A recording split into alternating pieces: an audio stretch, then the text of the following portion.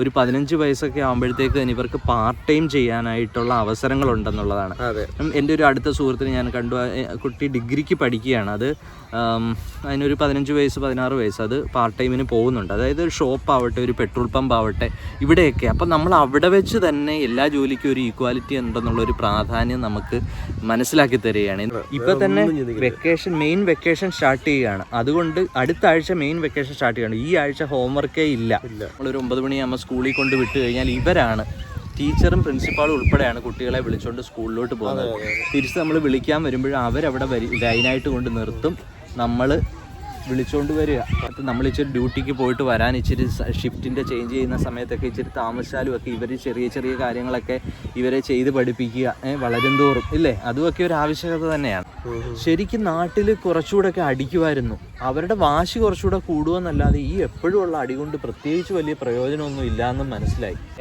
ഇച്ചിരി ഒന്ന് വലുതാകുമ്പോൾ തന്നെ അവരെ വേറെ റൂമിലൊക്കെ ഒന്ന് കിടത്തി അവരെ ഒന്ന് റെഡിയാക്കി പല കാര്യങ്ങൾ. ഇവൻ നമ്മുടെ വീട്ടിൽ നമ്മൾ സ്കൂളിൽ എങ്ങനെയാണ് അവർ വളർന്ന ഒരു 10-15 വയസ്സായി കഴിയുമ്പോഴാണെങ്കിലും അവരെങ്ങനെയാണ് ഇവിടെ പാർട്ട് ടൈം ജോബൊക്കെ തന്നെ ചെയ്തു തുടങ്ങണം. പേയ്മെന്റ് കിട്ടുന്ന ആൾക്കാരോട് ഫാമേഴ്സാണ്, വെരി ഗുഡ്. ഓക്കെ, അറ്റ്ലീസ്റ്റ് നമ്മൾ ഇതൊക്കെ കേൾക്കുമ്പോൾ നമ്മുടെ ഫാമേഴ്സിനെയൊക്കെ നമ്മൾ ശരിക്കും ഓരോ ദിവസവും നമ്മൾ ഭക്ഷണം കഴിക്കുമ്പോൾ ഈ ഫാമേഴ്സിനെ ഓർക്കണം എന്നുള്ളതാണ്. നമ്മൾ എത്ര പ്രാധാന്യമുണ്ട്. ഇന്ത്യൻ കുട്ടികളുടെ ബ്രോ പറഞ്ഞ പോലെ തന്നെ അവരുടെ നമ്മുടെ വിദ്യാഭ്യാസത്തിന് എപ്പോഴും ഒരു സ്റ്റാൻഡേർഡ് ഉണ്ട്, മിടുക്കരാണ് ഇത് എന്നുള്ളതാണ്. അതുപോലെ തന്നെ ഈ എക്സ്ട്രാ കരിക്കുലർ ആക്ടിവിറ്റീസും ഒക്കെ കൂടെ നമ്മുടെ വിദ്യാഭ്യാസത്തിൽ ഉൾപ്പെടുത്തണം എന്നുള്ളതാണ് നമ്മളുടെ ഒരു അഭിപ്രായമായിട്ട്. വഴക്കുണ്ടാക്കി മോളുമായിട്ട് ഞാനൊരു അടി കൊടുക്കട്ടെ, അടി കൊടുത്താൽ പണി കിട്ടും. ആണോ? പോലീസ് പിടിക്കും. നമ്മളിന്ന് സമ്മറായിട്ട് ഇന്നൊരു സ്പെഷ്യൽ ഡേ ആണ്, വെരി സ്പെഷ്യൽ ഡേ ആണ് അല്ലേ ബ്രോ? നമ്മളൊന്ന് വെയിൽ കൊള്ളാനായിട്ട് ഇറങ്ങിയാണ്. ഇവിടെ ഇപ്പം ഒരു 8 മാസത്തോളം ഇവിടെ തണുപ്പാണ്. ഒരു 4 മാസമായിരിക്കും സമ്മർ എന്ന് പറയുന്നത്. സമ്മറിന് പറയാനും പേരേ ഉള്ളൂ. കൂടുതൽ ദിവസവും തണുപ്പും മഴയൊക്കെയാണ്. ഇതുപോലെ നമ്മുടെ നാട്ടിലെ പോലെ നല്ല ചൂടുള്ള വെയിൽ കിട്ടുന്നത് ഇന്ന് വളരെ അപൂർവമാണ്. അപ്പോൾ അതൊന്നും മിസ്സാക്കാതെ നമ്മൾ പിള്ളേരൊക്കെ ആയിട്ട് കളിക്കാൻ ഇറങ്ങിയതാണ്. ഭാര്യമാർക്ക് 2 പേർക്കും ഡ്യൂട്ടിയാണ്. അപ്പോൾ ഞങ്ങൾ ഈ വെയിൽ മിസ്സാക്കാതിരിക്കും. ഒന്ന് ആലോചിച്ച് നോക്കിയാൽ നമ്മൾ നമ്മുടെ നാട്ടിൽ വെയിലിനെ ഓർത്ത് ഒരു മഴ കിട്ടിയിരുന്നെങ്കിൽ എന്ന് പറയുന്നത് നമ്മൾ ഒന്ന് വെയിൽ കൊള്ളാനായിട്ട് ഇങ്ങനെ കാത്തിരുന്ന് വന്നതാണ്. നമ്മുടെ നാട്ടിൽ മഴയ്ക്ക് വേണ്ടി കാത്തിരിക്കുന്നവരായിരുന്നു. ഇവിടെ വെയിലിന് വേണ്ടി ഞങ്ങൾ കുറേ നാളായി കാത്തിരിക്കുന്നത്. ഇപ്പോഴാണ് ഒരു നല്ല വെയിൽ. ഇന്നൊന്നും എനിക്കത് 25-26 ഡിഗ്രി ചൂടുണ്ട്. അതെ, കട്ട വെയിലാണ്. നമ്മൾ ഈ സത്യം പറഞ്ഞാൽ ഈ വെയിലടിച്ചാൽ ഇന്ത്യൻസ് ക്യാൻസർ ഉണ്ടാകുന്നതാണ് പറയുന്നത്. കാരണം നമ്മുടെ സ്കിൻ അങ്ങനത്തെ സ്കിന്നാണ്. അതുകൊണ്ട് നമ്മൾ പ്രത്യേകിച്ച് ഈ വെയിലത്തൊക്കെ ഇറങ്ങുമ്പം സൺ പ്രൊട്ടക്ഷൻ ക്രീമൊക്കെ ഇട്ട് വേണം ഇറങ്ങാൻ, അല്ലാന്നുണ്ടെങ്കിൽ പണി കിട്ടും അല്ലേ? ഇവിടെയുള്ള ആൾക്കാർക്ക് അതൊന്നും വിഷയമില്ല. അവരുടെ സ്കിൻ ഓക്കെയാണ്, അതുകൊണ്ട് അവർ ടാൻ ചെയ്യാൻ സ്കിന്നിന്റെ കളർ ഇതെല്ലാം യൂസ് ചെയ്യുന്നത്. അവരെല്ലാം പ്രൊട്ടക്ഷൻ ക്രീം ഇട്ടിട്ടാണ് അവരും വരുന്നത്. ഇന്നത്തെ ടോപ്പിക് എന്ന് പറഞ്ഞു കഴിഞ്ഞാലേ ബ്രോ, നമ്മൾ ഇവിടെ കുട്ടികളെ നമ്മൾ വളർത്തുന്ന ഒരു കലയാക്കണം. അല്ലാന്നുണ്ടെങ്കിൽ നമുക്ക് വളരെ ബുദ്ധിമുട്ടായിരിക്കും. കുട്ടികൾക്ക് നല്ലതായിരിക്കും. കുട്ടികൾ ചെറുപ്പത്തിലേ തന്നെ അവരെ സ്വയം പര്യാപ്തരായിട്ട് കുഞ്ഞുങ്ങളായിരിക്കുമ്പോഴേ തന്നെ അവരൊന്നിച്ചിരി ഒന്ന് വലുതാകുമ്പോൾ തന്നെ അവരെ വേറെ റൂമിലൊക്കെ ഒന്ന് കിടത്തി അവരെ ഒന്ന് റെഡിയാക്കി പല കാര്യങ്ങൾ. ഇവൻ നമ്മുടെ വീട്ടിൽ നമ്മൾ സ്കൂളിൽ എങ്ങനെയാണ് അവർ വളർന്ന ഒരു 10-15 വയസ്സായി കഴിയുമ്പോഴാണെങ്കിലും അവരെങ്ങനെയാണ് ഇവിടെ പാർട്ട് ടൈം ജോബൊക്കെ തന്നെ ചെയ്തു തുടങ്ങണം. ഇങ്ങനെ കുട്ടികളെ വളർത്തിയെടുക്കുന്ന കാര്യങ്ങളെല്ലാം നമുക്ക് ഇന്നത്തെ വീഡിയോയിലൊന്ന് പറയാം അല്ലേ? ഐറിഷ് ടുഡേയിലേക്കൊരു സ്വാഗതം. അപ്പോൾ നമ്മൾ ആദ്യം നമ്മുടെ വീട്ടിൽ നിന്ന് തുടങ്ങാം.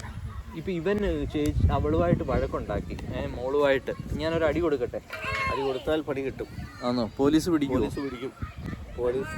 പിള്ളേരെ സ്കൂളിൽ തന്നെ പറഞ്ഞു കൊടുത്തിട്ടുണ്ട്. അപ്പനും അമ്മയോ അല്ലെങ്കിൽ ആരെങ്കിലും നമ്മൾ ടച്ച് എന്നൊക്കെ പറഞ്ഞ് എന്തെങ്കിലും അബ്യൂസ് എല്ലാം തോന്നുവാണെങ്കിൽ അവർക്ക് ഡയറക്റ്റ് പോലീസിനെ വിളിക്കാനുള്ള എല്ലാ നമ്പരും സ്കൂളിൽ തന്നെ പഠിപ്പിച്ചു കൊടുക്കുന്നത്. അതെ, ഈ അടി കൊടുത്താൽ അബ്യൂസാണ്. പിന്നെ അബ്യൂസാണ്, അതായത് അടി കൊടുക്കുന്നത് അത് ഫിസിക്കൽ അബ്യൂസാണ്. ഇപ്പം ശക്തമായി സംസാരിച്ചാൽ ഇത് വെർബൽ അബ്യൂസാണ്. അങ്ങനെയെല്ലാം നമ്മൾ സോഫ്റ്റായിട്ട് സംസാരിക്കണം, അനാവശ്യമായിട്ട് എല്ലാം ഓരോ അബ്യൂസുകൾ പല മോഡലുകളല്ലേ.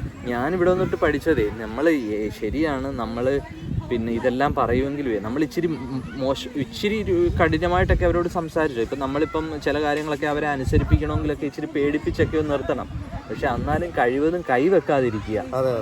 അബദ്ധത്തിൽ കൈവച്ച് പോയേക്കാം. നമ്മുടെ ഒരു ശീലമാണ്. പക്ഷേ എന്നാലും നമ്മൾ ഈ സംസാരിക്കുമ്പോൾ വളരെ സൂക്ഷിച്ചു വേണം പറയണം, അല്ലെങ്കിൽ അതും ഒരു അബ്യൂസ് തന്നെയാണ്. ഇപ്പോൾ കൊച്ച് രാവിലെ സ്കൂളിൽ ചെല്ലുമ്പോൾ മുഖമൊക്കെ ഗ്ലൂമിയായിട്ട് സ്കൂളിൽ ചെന്നാൽ ടീച്ചർ ചോദിക്കും എന്ത് സംഭവിച്ചു, അവർക്കൊരു ഹിന്റ് കിട്ടുമല്ലോ. അത് കൊച്ചു പറയും എന്നോട് പപ്പ ഇങ്ങനെ സംസാരിച്ചു എന്ന് പറഞ്ഞാലും പ്രശ്നമാണ്. ടോർച്ചർ ചെയ്തു എന്ന് പറഞ്ഞാൽ അതും കേസാണല്ലോ. ഇൻ കേസ് അടിച്ചാലും ഒക്കെ അവർ ഈ കൗൺസിലിംഗ് വരും. അവർ അങ്ങനെ കൗൺസിൽ ചെയ്യുമ്പോഴത്തേക്ക് നമ്മളിങ്ങനെ അടിച്ചു എന്നൊക്കെ അറിഞ്ഞു കഴിഞ്ഞാൽ നമ്മളെ അവർ വിളിച്ച് വാൺ ചെയ്യും. അല്ലെങ്കിൽ നമ്മൾ വീണ്ടും അടിക്കുന്നു എന്നൊക്കെ അറിഞ്ഞു കഴിഞ്ഞാൽ, സ്ഥിരമായിട്ട് അടിക്കുന്നു എന്നൊക്കെ അറിഞ്ഞാൽ കുട്ടിയെ നമ്മുടെ അടുത്തുനിന്ന് അല്ലേ ചൈൽഡ് കെയർ ഹോമിലേക്കൊക്കെ കൊണ്ടുപോയി അങ്ങനെ വരെ ഉള്ള പ്രൊട്ടക്ഷനുള്ള എത്ര പെട്ടെന്നും ഈ കുട്ടികളുടെ അബ്യൂസിന് വിളിക്കാൻ പറ്റുന്ന നമ്പരൊക്കെ പോലും ഇല്ലേ പൊതുജനങ്ങൾക്കെല്ലാം അവയർനെസ് ആണ്. നമ്മൾ പൊതുസ്ഥലത്ത് എവിടെ വെച്ചെങ്കിലും അടിച്ചാൽ പോലും ആരെങ്കിലും റിപ്പോർട്ട് ചെയ്ത് കഴിഞ്ഞാലൊക്കെ പ്രശ്നമാണ്. ഇപ്പം നമ്മൾ കൊച്ചിനെ തല്ലുന്നു, അതിപ്പം എന്ന് വെച്ചാൽ എല്ലാ കേസൊന്നും അവരങ്ങനെയൊന്നും മുടക്കൂടിയില്ല. റീസൺ അല്ലാത്ത കേസുണ്ട്. ഇപ്പം അതൊരു കണക്കിന് പിള്ളേരുടെ സേഫ്റ്റിയാണ്. നമ്മുടെ അബ്യൂസുകൾ കൂടുതലാണ് ഇവിടെ. അതിന്റെ കാരണം ഇല്ലേ ചൈൽഡ് അബ്യൂസ് ഒത്തിരി ഉണ്ട്. അതിന് കാരണം എന്തായിരിക്കും? കാരണം ഒരേ അപ്പനും അമ്മയ്ക്കുള്ള പിള്ളേർ തന്നെ ആയിരിക്കണം എന്നില്ല കൂടെ താമസിക്കുന്നത്. അതൊരു മെയിൻ കാരണമാണ്. ഇവിടെയുള്ള ആൾക്കാരുടെ ജീവിതശൈലി അങ്ങനെയാണ്. ബോയ് ഫ്രണ്ട് ഗേൾ ഫ്രണ്ട് എന്ന് വന്നിട്ടാണല്ലോ അവർ. പിന്നെ ചിലപ്പോൾ കല്യാണം ഒരു 2 കൊച്ചുകൾ കഴിഞ്ഞിട്ടായിരിക്കും അവർ തീരുമാനിക്കുന്നത് കല്യാണം കഴിക്കണോ വേണ്ടോ എന്നുള്ളത്. ചിലപ്പോൾ 40 വയസ്സ് കഴിഞ്ഞ ആൾക്കാർ പാർട്ട്ണറിനെ തന്നെ, അതായത് സ്ഥിരമായിട്ട് കൂടെ നിർത്താൻ വേണ്ടി ആളെ തിരഞ്ഞെടുക്കും. അതുവരെ ബോയ് ഫ്രണ്ട് ഗേൾ ഫ്രണ്ട്, അതിനകത്ത് ചിലപ്പോൾ ഒരു കൊച്ചു കാണും, ചിലപ്പോൾ 2 കൊച്ചു കാണും, ചിലപ്പോൾ കെട്ടാൻ പോകുന്നതിനൊരു കൊച്ചു കാണും. അങ്ങനെയൊക്കെയാണ് ഇവിടുത്തെ ലൈഫ്. അപ്പോൾ കിടക്കുന്ന ചിലപ്പോൾ ഒരുമിച്ചൊക്കെ ആകുമ്പോൾ രക്തബന്ധത്തോടല്ലല്ലോ കിടക്കുന്നത്. പല രീതിയിലുള്ള ഉള്ളതുകൊണ്ടായിരിക്കും ഇങ്ങനെയൊക്കെയുള്ള നിയമങ്ങൾ അവർ കർശനമാക്കിയിരിക്കുന്നത്. എനിക്കൊരു കാര്യം മനസ്സിലായത്, നമ്മൾ ഇവിടെ വന്ന് അടിക്കാതെ അങ്ങ് ശീലിച്ചു. ശരിക്കും നാട്ടിൽ കുറച്ചുകൂടെ ഒക്കെ അടിക്കുമായിരുന്നു. അവരുടെ വാശി കുറച്ചുകൂടെ കൂടുമെന്നല്ലാതെ ഈ എപ്പോഴും ഉള്ള അടി കൊണ്ട് പ്രത്യേകിച്ച് വലിയ പ്രയോജനമൊന്നും ഇല്ലാന്നും മനസ്സിലായി. അടിക്കുമ്പോൾ വാശി കൂടുതലേ ഉള്ളൂ. നമ്മുടെ മക്കളാണ്, നമ്മൾ അടി കൊണ്ടാണ് വളർന്നത്. അതുപോലെ തന്നെ അവരെയും ശാസിച്ച് തെറ്റ് കണ്ടു കഴിഞ്ഞാൽ പറഞ്ഞ് തിരുത്തി തന്നെ വളർത്തുക എന്നുള്ളതാണ് അല്ലേ. പറഞ്ഞു കൊടുക്കാന്നുള്ളൂ, അല്ലാതെ തല്ലിയിട്ടോ പിടിച്ചിട്ടോ വഴക്ക് പിടിച്ചിട്ടോ ഒരു കാര്യമില്ല. ഓക്കെ. അല്ലാതെ നമ്മളെപ്പോഴും വഴക്ക് പിടിച്ചാൽ അവർക്ക് വാശി കൊടുക്കും. അതിന് ഭേദം തെറ്റേതാണ് ശരി ഏതാണെന്നുള്ളത് പറഞ്ഞു. ഇത് നമ്മളോട് നമ്മുടെ അപ്പനും അമ്മയൊക്കെ ഇഷ്ടംപോലെ പറഞ്ഞിട്ടുണ്ട്. അപ്പം നമ്മളൊന്നും വലിയ മൈൻഡ് ചെയ്യും. ഇപ്പം നമുക്കൊരു കുടുംബമായപ്പോഴാണ് അതിൻ്റെ ഇമ്പോർട്ടൻസും എന്താ ചെയ്യേണ്ടതെന്നുള്ളത് നമ്മൾ മനസ്സിലാക്കിയത്. പിന്നെ ഒരു കാര്യമുണ്ട്, ഇവിടെ എന്താ പണ്ടെന്നല്ല നമ്മുടെയൊക്കെ ചെറുപ്പത്തിൽ തന്നെ ശരിയാണ്. ഒരു അവധിക്കാലം കിട്ടിയാൽ അമ്മ വീട്, അച്ഛൻ വീട്, അല്ലെങ്കിൽ തറവാട് എന്നൊക്കെ പറഞ്ഞ് നമ്മൾ പല സ്ഥലത്തും പോകും. ഇവിടെ ഇപ്പോൾ അവധി കിട്ടിക്കഴിഞ്ഞാൽ അപ്പൻ്റെ അമ്മയുടെ കൂടെ തന്നെയാണ് കൊച്ചുങ്ങൾ ഫുൾ ടൈം 24 hours കൊച്ചിൻ്റെ കൂടെ അണ്ണ, ഒന്നെങ്കിൽ അമ്മ അല്ലെങ്കിൽ അപ്പൻ ആരെങ്കിലും കൂടെ കാണും. അപ്പം ഒരു കണക്ക് നോക്കുമ്പം ഇവരുടെ എല്ലാ കാര്യങ്ങളും നമ്മൾ അവെയറാണ് അല്ലേ. ഇവരെങ്ങോട്ട് മൂവ് ചെയ്താലും നമുക്കറിയാൻ പറ്റും. അതുപോലെ കണക്ക് നമ്മൾ കംപ്ലീറ്റ് ലോക്കാണ്. പണ്ട് അവധി എന്ന് പറഞ്ഞു കഴിഞ്ഞാൽ അവധി കിട്ടിക്കഴിഞ്ഞാൽ അപ്പനും അമ്മയ്ക്ക് ഒരു സമാധാനമാണ്. ഒരാഴ്ചത്തേക്ക് അമ്മ വീട്ടിൽ പറഞ്ഞു വിട്ട് കഴിഞ്ഞാൽ അപ്പനും അമ്മയ്ക്ക് വലിയ തലവേദനയില്ല. പക്ഷേ ഇവിടെ അങ്ങനെ സാഹചര്യം ഇല്ല. ഏത് വീട്ടിൽ ഇപ്പോൾ നാട്ടിൽ പോകണമെങ്കിൽ നമ്മൾ ലക്ഷങ്ങൾ മുടക്കിയാലേ നാട്ടിൽ പറ്റത്തുള്ളൂ. അതുകൊണ്ട് തന്നെ പിള്ളേരോട് വളരെയധികം അടുക്കാനുള്ള ഒരു അവസരവുമാണ്. ഇങ്ങനെ കൂടുതൽ അടുക്കുമ്പോൾ നമ്മൾ ശുണ്ടി പിടിച്ച് ഇവരെ നല്ല അടി അടിക്കാനും ഉള്ള ഒരു ചാൻസും ഉണ്ട്. അതുകൊണ്ട് കൂടുതൽ അവരുടെ ഇഷ്ടങ്ങളും അവരുടെ അനിഷ്ടങ്ങളും എല്ലാം നമുക്ക് അറിയാൻ പറ്റും. നമ്മുടെ ചെറിയ ലോകത്താണ് നമ്മൾ ജീവിക്കുന്നത്. ആ ജീവിതം കളർഫുൾ ആക്കുക എന്നുള്ളത് നമ്മുടെ കയ്യിലാണ്. വേറെ ആരും നമ്മളെ ഹെൽപ്പ് ചെയ്യാനുണ്ടോ എന്ന് ചോദിച്ചു കഴിഞ്ഞാൽ ഇല്ല എന്നുള്ളതാണ്. ആരുമില്ല. ഒരു കുഞ്ഞുമില്ല. ഒരു സിബ്ലിംഗ്, ഒരു ബ്രദറോ സിസ്റ്ററോ ആരെങ്കിലും ഉണ്ടെങ്കിൽ പോലും നമുക്കൊരു 2 ദിവസം നിർത്താമെന്നല്ലാതെ നമ്മളെ ഹെൽപ്പ് ചെയ്യാൻ ആരുമില്ല. അപ്പം നമ്മൾ അങ്ങനെ അതുകൊണ്ട് തന്നെ ഇവരെ സ്വയം പര്യാപ്തരാക്കേണ്ടത്, ഇവർക്ക് തന്നെ ചെയ്യാൻ പറ്റുന്ന കാര്യങ്ങൾ തന്നെ ചെയ്യാനുള്ള കാര്യങ്ങൾ പഠിപ്പിച്ചു കൊടുക്കുക എന്നുള്ളത് ഇവിടുത്തെ ആവശ്യകത കൂടിയാണ് ഇല്ലേ. കാരണം മറ്റാരും ഹെൽപ്പ് ചെയ്യാനില്ല. നമ്മൾ ഇച്ചിരി ഡ്യൂട്ടിക്ക് പോയിട്ട് വരാൻ ഇച്ചിരി ഷിഫ്റ്റിന്റെ ചേഞ്ച് ചെയ്യുന്ന സമയത്തൊക്കെ ഇച്ചിരി താമസിച്ചാലും ഒക്കെ ഇവർ ചെറിയ ചെറിയ കാര്യങ്ങളൊക്കെ ഇവരെ ചെയ്ത് പഠിപ്പിക്കുക വളരും തോറും ഇല്ലേ. അതുമൊക്കെ ഒരു ആവശ്യകത തന്നെയാണ്. ഓക്കെ. അപ്പം നമ്മൾ ഇനിയിപ്പം സ്കൂളിലേക്ക് വരുമ്പം സ്കൂളിൽ കുട്ടികളെ ഇപ്പം പ്രിൻസിപ്പാളും അവരുടെ സ്കൂൾ ടീച്ചേഴ്സും ഒക്കെ ഉൾപ്പെടെ സ്കൂളിൽ കുട്ടികളെ, അതായത് നമ്മളൊരു 9 മണിയാകുമ്പോൾ സ്കൂളിൽ കൊണ്ട് വിട്ട് കഴിഞ്ഞാൽ ഇവരാണ്, ടീച്ചറും പ്രിൻസിപ്പാളും ഉൾപ്പെടെയാണ് കുട്ടികളെ വിളിച്ചുകൊണ്ട് സ്കൂളിലോട്ട് പോകുന്നത്. തിരിച്ച് നമ്മൾ വിളിക്കാൻ വരുമ്പോഴും അവരവിടെ ലൈനായിട്ട് കൊണ്ട് നിർത്തും. നമ്മൾ വിളിച്ചുകൊണ്ട് വരിക. അപ്പോൾ ഇവർ സ്കൂളിൽ ഇപ്പം നമ്മുടെ മക്കളുടെ ഡിവിഷനുകളിലൊക്കെയാണ് ഒരു 10 കുട്ടികൾ കാണും, ആൺകുട്ടികളും പെൺകുട്ടികളും മിക്സഡായിട്ട് 10 കുട്ടികൾ കാണും. ഇവർ 10 പേരെയും അവരൊരു സ്പെഷ്യൽ അറ്റൻഷനൊക്കെ കൊടുത്ത് ഈ സ്കൂളിലെ വിദ്യാഭ്യാസ രീതി തന്നെയാണെങ്കിൽ അനാവശ്യ സിലബസുകളൊന്നും വലിച്ചു കയറ്റാതെ ഇപ്പം തന്നെ മെയിൻ വെക്കേഷൻ സ്റ്റാർട്ട് ചെയ്യുകയാണ്. അതുകൊണ്ട് അടുത്ത ആഴ്ച മെയിൻ വെക്കേഷൻ സ്റ്റാർട്ട് ചെയ്യുകയാണ്. ഈ ആഴ്ച ഹോംവർക്കേ ഇല്ല, സ്റ്റാർട്ടിങ് ആണ്. എൻജോയ്മെന്റിനുള്ള ആ ഒരു പ്രിപ്പറേഷനാണ്. ഇപ്പോൾ ഹോളിഡേസ് ബുക്ക് ചെയ്യുന്നു, ക്ലൈമറ്റ് ഒക്കെ ചെക്ക് ചെയ്തു, ആൾക്കാർ ഇപ്പോഴെല്ലാം സെറ്റ് ആയിട്ടാണ് ഇരിക്കുന്നത്. അതൊരു കാര്യം കേട്ടോ. നമ്മളാണ് വെക്കേഷൻ തുടങ്ങിയാൽ പകുതി കഴിയുമ്പോൾ തന്നെ തുടങ്ങും വെക്കേഷൻ ക്ലാസ് അങ്ങനെയൊക്കെ പറഞ്ഞ് തുടക്കും. കാരണം ആരെയും പറഞ്ഞിട്ട് കാര്യമില്ല, അത്രമാത്രം പഠിക്കാനുണ്ട് പിള്ളേർക്ക്. പഠിച്ചെടുക്കാനായിട്ട് അപ്പോഴേ ക്ലാസ് തുടങ്ങിയിട്ടേ കാര്യമുള്ളൂ. പക്ഷേ നമ്മുടെ ആ ഒരു വിദ്യാഭ്യാസ സിസ്റ്റമൊക്കെ ഇപ്പോൾ ഈ സന്തോഷ് ജോർജ് കുളങ്ങരയൊക്കെ തന്നെ പറയുന്ന പോലെ അതൊക്കെ ഒന്ന് പൊളിച്ചെഴുതേണ്ട ഒരു കാര്യമുണ്ട്. നമ്മുടെ വിദ്യാഭ്യാസ സമ്പ്രദായമൊക്കെ നല്ലതാണ്, അല്ലെ പഠിക്കാൻ പറ്റും. ഹെവി ലോഡാണ് പഠിക്കുന്നത്. ഈ പഠിക്കുന്ന പിള്ളേർ നാട്ടിൽ തന്നെ യൂസ് ചെയ്യാണ് കുഴപ്പമില്ല. ഇത് കഷ്ടപ്പെട്ട് ഈ നേഴ്സിംഗ് പഠിച്ച് അല്ലെങ്കിൽ വേറെ എന്തെങ്കിലുമൊക്കെ പഠിച്ചിട്ട് എവിടെ വരുന്നത്? ഇവിടെയൊക്കെ തന്നെ വരുന്നു. കഷ്ടപ്പെട്ട് +2 കഴിഞ്ഞിട്ട് വരുന്നത് എവിടെയാ വരുന്നത്? UK, അയർലൻഡ്, ഓസ്ട്രേലിയ, ന്യൂസിലാൻഡ് പഠിക്കാൻ പോവാ ഫർദർ സ്റ്റഡീസിന്. അവിടെ പോയിട്ട് തന്നെ പഠിക്കുന്നത്. ഇതിന്റെ 4 പോലും പഠിക്കുന്നില്ല. പേരിനൊരു സബ്ജക്റ്റ് വേറെ സർട്ടിഫിക്കറ്റ് അവിടെ വരെ പോകാൻ വേണ്ടി പഠിക്കുന്നു. അങ്ങനെയാണ് പിന്നെ ഇത്ര നാളും കഷ്ടപ്പെട്ട് പഠിച്ച് എന്തിനാ? ഇന്ത്യൻ കുട്ടികളുടെ ബ്രോ പറഞ്ഞ പോലെ തന്നെ നമ്മുടെ വിദ്യാഭ്യാസത്തിന് എപ്പോഴും ഒരു സ്റ്റാൻഡേർഡ് ഉണ്ട്, മിടുക്കരാണ്, ഇതെല്ലാം ശക്തരാണ്. അതുപോലെ തന്നെ ഈ പേഴ്സണാലിറ്റിയും ഈ എക്സ്ട്രാ കരിക്കുലർ ഇന്ത്യൻ ആൾക്കാരുടെ ഒരു ഗുണം അറിയോ? എന്ത് സഹിക്കാനുള്ള ഒരു ക്ഷമയുണ്ട്. എന്ത് ഹാർഡ് വർക്ക് വേണം ഏൽപ്പിച്ചാൽ അവർ ചെയ്യും എന്നുള്ളതാണ്. അതുപോലെ തന്നെ ഈ എക്സ്ട്രാ കരിക്കുലർ ആക്ടിവിറ്റീസും ഒക്കെ കൂടെ നമ്മുടെ വിദ്യാഭ്യാസത്തിൽ ഉൾപ്പെടുത്തണം എന്നുള്ളതാണ് നമ്മളുടെ ഒരു അഭിപ്രായം. അതെ, ഇവിടുത്തെ ആൾക്കാരെ പോലെ തന്നെ അവർ ആ കുട്ടികൾക്ക് അതിനേക്കാളിലും കുറച്ചുകൂടെ ഒരു ഇപ്പോൾ പഠിപ്പിക്കുന്ന സമയത്താണെങ്കിലും കുറേ കളികളും കുറച്ച് പഠിത്തവും ഇതെല്ലാം കൂടെ മിക്സായിട്ട്, അതായത് മോൻ വീട്ടിലേക്ക് ഒരു പോസ്റ്റ് അയച്ചു. അതുപോലെ ബ്രോയുടെ ഇല്ല നമ്മുടെ 2 കുട്ടികൾക്കാണെങ്കിലും ഇപ്പോൾ അടുത്ത മോക്കാണെങ്കിലും മോളിപ്പം 2nd സ്റ്റാൻഡേർഡിൽ അടുത്ത വർഷം തൊട്ട് സ്വിമ്മിങ് ഉണ്ട്. അപ്പോൾ അങ്ങനെ നമ്മൾ ഓരോ സ്റ്റെപ്പും ഏജ് വൈസ് ഓരോ കാര്യങ്ങളും കാര്യപ്രാപ്തി ജീവിക്കുന്നുണ്ട്. കാരണം ആ പഠിത്തത്തോട് ഈക്വൽ ഇമ്പോർട്ടൻസ് ആണ് നമ്മുടെ ജീവിതത്തിൽ നമ്മൾ മനസ്സിലാക്കേണ്ട പഠിക്കേണ്ട മറ്റ് ആക്ടിവിറ്റീസും അവർ പഠിപ്പിച്ച് കൊടുക്കുന്നുണ്ട് എന്നുള്ളതാണ്. നമ്മളെക്കാണെന്ന് ഭയങ്കര ഉന്നത വിദ്യാഭ്യാസം എന്നൊക്കെ പറഞ്ഞ് ഇങ്ങോട്ട് വന്ന് എനിക്കും തോന്നിയിട്ടില്ല. ഉന്നത വിദ്യാഭ്യാസം ഒന്നും. പിന്നെ ഞങ്ങൾ രണ്ടും പറഞ്ഞ പോലെ കുറച്ചുകൂടെ സ്വയം പര്യാപ്തത കിട്ടും. അത് തന്നെയല്ലേ ഉന്നത വിദ്യാഭ്യാസം. നമ്മുടെ പണ്ട് തൊട്ടേ ഉള്ള തെറ്റിദ്ധാരണകളാണ് ഈ അമിതമായ സിലബസുകൾ. നമ്മൾ അതിനെപ്പറ്റി ഒന്നും ഭാവി കാലത്ത് നമുക്ക് പ്രയോജനം പോലും ഉണ്ടാവത്തില്ല. അതൊക്കെ കൂടുതലായിട്ട് കുത്തിക്കയറ്റി പിള്ളേർക്ക് എല്ലാവർക്കും വാരിക്കോരി A+ കൊടുക്കുക. എന്നിട്ട് ഒരു സീറ്റ് പോലും കിട്ടുന്നില്ല. 100% മാർക്ക്. ഇതാണ് ഉന്നത വിദ്യാഭ്യാസം നമ്മൾ മനസ്സിലാക്കി വെച്ചിരിക്കുന്നത്. ഇതിപ്പം എന്നാ ഗ്രേഡിംഗ് സിസ്റ്റം, എല്ലാവർക്കും മാറിക്കോരി എല്ലാവർക്കും A+. അപ്പം ഇതിനകത്ത് കഴിവുള്ളവനാരാ കഴിവില്ലാത്ത ആരാ ഒന്നും പണ്ടത്തെ സിസ്റ്റം കണ്ടില്ലേ? 210 മാർക്ക് എങ്ങനെയും മാർക്ക് മേടിക്കുന്ന C ക്ലാസ്സിന് 3rd, 2nd, പിന്നെ 1st ഡിസ്റ്റിങ്ഷൻ അങ്ങനെയൊക്കെ പോവാം ഫസ്റ്റ് ക്ലാസ് എന്നൊക്കെ പറഞ്ഞു. ഇന്നത്തെ കാലത്ത് നോക്കി 99.99% പാസ് മാർക്ക്. എന്നിട്ട് സീറ്റ് പോലും കിട്ടാനില്ല. എല്ലാവർക്കും ഒരേപോലെ മാർക്ക്. ആർക്ക് സീറ്റ് കൊടുക്കാൻ? എവിടെ അതിനകത്ത് നിന്ന് എങ്ങനെ ഇവരെ സോർട്ട് ചെയ്യും? അതൊക്കെ ഒരു ഇതാണ്. ഇവിടെ നമ്മളൊരു സെക്കൻഡറി സ്കൂളിൽ കയറുന്നതിന് മുമ്പ് തന്നെ ഇവർ നമ്മുടെ കൊച്ചിൻ്റെ കഴിവ് എന്താണെന്നുള്ളത് ആദ്യം ഒരു ചെയ്യും. ആരും തല്ലിപ്പിടിപ്പിക്കുന്ന പരിപാടി ഇതില്ല. ഓരോ പിള്ളേർക്കും ഓരോ കഴിവുണ്ടല്ലോ. ഓരോ പിള്ളേർക്കും ഓരോ കഴിവുണ്ട്. അതെന്താണെന്നുള്ളത് ആ കൊച്ചുങ്ങളെ കൊണ്ട് തന്നെ അവർ പുറത്തെടുപ്പിക്കും.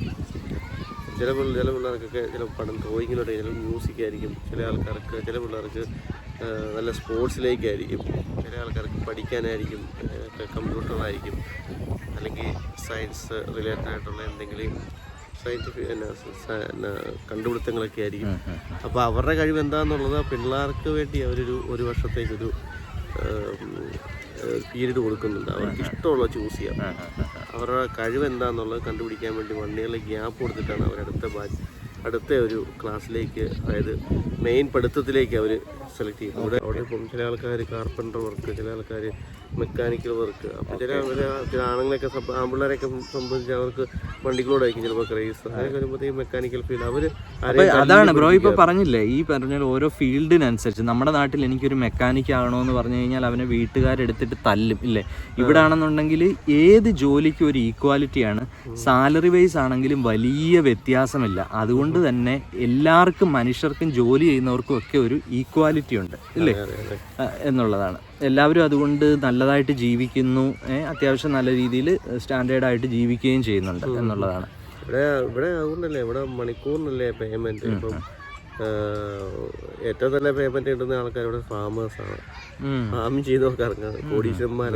Very good. ഓക്കെ, അറ്റ്ലീസ്റ്റ് നമ്മൾ ഇതൊക്കെ കേൾക്കുമ്പോൾ നമ്മുടെ ഫാമേഴ്സിനെയൊക്കെ നമ്മൾ ശരിക്കും ഓരോ ദിവസവും നമ്മൾ ഭക്ഷണം കഴിക്കുമ്പോൾ ഈ ഫാമേഴ്സിനെ ഓർക്കണം എന്നുള്ളതാണ്. നമ്മൾ എത്ര പ്രാധാന്യമുണ്ട്. ഇവിടുത്തെ പ്രോഡക്റ്റ് ഇവിടെ തന്നെയാണ് അവർ കൂടുതൽ യൂട്ടിലൈസ്, പിന്നെ എക്സ്പോർട്ട് ചെയ്യുന്നത്, കാര്യങ്ങൾ ചെയ്യുന്നു. ഇവിടെ ഫാമിങ്ങിന് എന്ത് സപ്പോർട്ട്, അഗ്രികൾച്ചർ ലോണ് സെപ്പറേറ്റ് കാര്യങ്ങൾ. ഫാമേഴ്സ് എന്ന് പറയുമ്പോൾ ഇവിടെ ആൾക്കാർക്ക് ഭയങ്കര അതിശയമാണ്. അയ്യോ എത്ര വലിയ കോടീശ്വരന്മാരൊക്കെ ഒന്നും അല്ല. കാരണം ഒരു 100-150 ഇത് മതി, ആട്ടിൻകുട്ടി മതി ഇവർക്ക് ജീവിക്കാൻ, സുഖമായിട്ട് ലക്ഷറി ആയിട്ട് ജീവിക്കാം. ഓക്കെ, നമ്മൾ വിഷയത്തിൽ നിന്ന് പോയെങ്കിലും പ്രധാനപ്പെട്ട വിഷയം തന്നെയാണ് പറഞ്ഞത്. അപ്പോൾ ഇവർ ഈ സ്കൂൾ വിദ്യാഭ്യാസം കഴിഞ്ഞതിന് ശേഷം ഒരു 15 വയസ്സൊക്കെ ആകുമ്പോഴത്തേക്ക് തന്നെ ഇവർക്ക് പാർട്ട് ടൈം ചെയ്യാനായിട്ടുള്ള അവസരങ്ങളുണ്ടെന്നുള്ളതാണ്. എൻ്റെ ഒരു അടുത്ത സുഹൃത്തിന് ഞാൻ കണ്ടു, കുട്ടി ഡിഗ്രിക്ക് പഠിക്കുകയാണ്. അതിനൊരു 15 വയസ്സ് 16 വയസ്സ് അത് പാർട്ട് ടൈമിന് പോകുന്നുണ്ട്. അതായത് ഒരു ഷോപ്പ് ആവട്ടെ, ഒരു പെട്രോൾ പമ്പ് ആവട്ടെ, ഇവിടെയൊക്കെ. അപ്പം നമ്മൾ അവിടെ വെച്ച് തന്നെ എല്ലാ ജോലിക്കും ഒരു ഈക്വാലിറ്റി ഉണ്ടെന്നുള്ളൊരു പ്രാധാന്യം നമുക്ക് മനസ്സിലാക്കി തരികയാണ്. എന്ത് ജോലിയും ചെയ്യാനുള്ളൊരു മനസ്സ് അത് വളരെ പ്രധാനമാണ്. നമ്മുടെ യുവാക്കളൊക്കെ പലപ്പോഴും ഒരു വൈറ്റ് കോളർ ജോബ് മാത്രം നമ്മൾ പഠിച്ചതിൻ്റെ അന്തസ്സ് എന്നുള്ള ഒരു രീതിയിൽ നമ്മൾ ജോലി ചെയ്യാൻ തയ്യാറാകാതെ ഇരിക്കുന്നുണ്ട്. പക്ഷേ ഇവിടെയുള്ളവർ, ഇവിടുത്തെ ഒരു കൾച്ചർ അത് നമുക്കൊരു നല്ല ഒരു വീക്ഷണമാണ് നമുക്ക് തരുന്നത്. അവനവനെ കഴിവുള്ള എല്ലാ എക്സ്പ്ലോർ ചെയ്യാനുള്ള എല്ലാ ഫെസിലിറ്റികളും എല്ലായിടത്തും ഉണ്ട്. നമുക്ക് സമയക്കുറവെന്നാണ് നമ്മൾ പറയുന്നത്. ഇവിടെയുള്ള ആൾക്കാരെ അവരതിനു വേണ്ടി സ്പെൻഡ് ചെയ്യണം. പിള്ളേർക്ക് വേണ്ടി ഇപ്പം 4 മണിക്കൂറോ 5 മണിക്കൂറോ എത്ര മണിക്കൂറുള്ളവരിത് പാർക്കിൽ വന്നിരിക്കുക. കാരണം സാറ്റർഡേ സൺഡേ എന്ന് പറഞ്ഞാൽ ഇപ്പൊ തന്നെ ഇന്ന് സൺഡേ, ഇപ്പം വെള്ളിയാഴ്ച അവർക്ക് സ്കൂൾ വിട്ട് കഴിഞ്ഞാൽ വെള്ളിയാഴ്ച അവർക്ക് ഇതില്ല, ഹോംവർക്ക് ഇല്ല. വെള്ളിയാഴ്ച ഇവിടെ യൂണിഫോം ഇടുമ്പോൾ മാത്രമേ അവനവൻ്റെ ജോലിക്കാരാണെന്ന് അറിയുള്ളൂ. യൂണിഫോം ഒരുക്കഴിഞ്ഞാൽ എല്ലാവരും ഈക്വലാണ്. വെള്ളി എന്നുള്ള ഹൗസ് വെച്ചെങ്കിൽ വെള്ളി ശനി ഞായർ 3 ദിവസം അവർക്ക് ആ ഒരാഴ്ച ഡ്യൂട്ടി ചെയ്തതിൻ്റെ റിലാക്സ് ചെയ്യാൻ വേണ്ടി പോവുക. തന്നെ ഒന്ന് ഇരുന്ന് പഠിക്കാനൊക്കെ ഉള്ള ഒരു കഴിവും, ആര് വന്നാലും അറിയാൻ മേലാത്ത ആൾക്കാർ വന്നു കഴിഞ്ഞാൽ ഡോറ് തുറക്കാതിരിക്കാനുള്ള ഇതും നോക്കിയിരിക്കുക, അതൊക്കെ തന്നെ പഠിക്കുന്നു. ഒരു കണക്കിന് തന്നെ. കാരണം ചില സമയങ്ങളിൽ ഡ്യൂട്ടിയൊക്കെ ഷിഫ്റ്റ് ചെയ്ത് വരുമ്പോഴത്തേക്കും നമ്മൾ ചിലപ്പോൾ ഒരു അരമണിക്കൂർ ഡിഫറൻസ് ഒക്കെ ഉണ്ടാകും. നമ്മളൊരിക്കലും കൊച്ചുങ്ങളായിട്ട് വെളിയിൽ പോകാറില്ല, ഒറ്റയ്ക്കായിട്ട് നമ്മൾ ഡ്യൂട്ടിയും ചെയ്യാറില്ല. എന്നാൽ അങ്ങനെ ചെയ്യുന്ന ഒത്തിരി പേരുണ്ട്. റിസ്ക് എടുത്ത് ചെയ്യുന്ന ആൾക്കാരുണ്ട്. അത് റിസ്ക്കാണ്. ഇപ്പം നമ്മൾ പിള്ളേർ ഒറ്റയ്ക്കാണ് കിടക്കുന്നത് പറഞ്ഞാൽ അതും ഒരു കേസാണ്. ആർക്ക് വേണമെങ്കിലും കംപ്ലയിൻറ്റ് ചെയ്യാം. കൊച്ചോടെ ഒറ്റയ്ക്ക് പോകുന്നു, അപ്പനും ജോലിക്ക് പോയി കൊച്ചു തന്നെയാണ്, അതും ഒരു കേസാണ്. അതും വേണമെങ്കിൽ ചൈൽഡ് അബ്യൂസ് എന്നുള്ള അണ്ടറിൽ വരും. ചൈൽഡ് വെൽഫെയർ ആൾക്കാർ വരും, പിന്നെ ഗാർഡ വരും, പല കാര്യങ്ങളുണ്ടാവും. പിന്നെ നമ്മൾ പെട്ടു. ഫ്യൂച്ചറിനെ കുറിച്ച് എപ്പോഴും ചിന്തിച്ചുകൊണ്ടിരിക്കുന്ന ആൾക്കാരായിരുന്നു നമ്മുടെ ആൾക്കാർ. അപ്പം നമ്മൾ ഫ്യൂച്ചറിനെ കുറിച്ച് ചിന്തിക്കുന്നൊക്കെ ഉണ്ട്. പക്ഷേ എങ്കിലും നമ്മളുള്ള ഫ്രീ ടൈം നമ്മൾ പിള്ളേരുമായിട്ട് എൻജോയ് ചെയ്യുന്നു മാത്രമേ ഉള്ളൂ. അപ്പോൾ എൻജോയ് ചെയ്യുമ്പോൾ നമ്മൾ വേറെ ഒന്നിനെക്കുറിച്ച് ചിന്തിക്കാറില്ല. അപ്പോൾ നമുക്ക് വൈൻഡപ്പ് ചെയ്യാം. ഞങ്ങളിന്ന് പെട്ടെന്ന്, അധികം സമയമില്ലാതെ പെട്ടെന്ന് വന്നൊരു ചെയ്ത വീഡിയോ ആണ്. പുതിയ നല്ല ടോപ്പിക്സുകളിൽ വളരെ വിശദമായിട്ട് നമ്മൾ അടുത്ത വീഡിയോകളിലൊക്കെ ഡിസ്കസ് ചെയ്യാം. അതുവരെ സബ്സ്ക്രൈബ് ആൻഡ് ഷെയർ. നന്ദി, നമസ്കാരം, താങ്ക്സ്, ബൈ.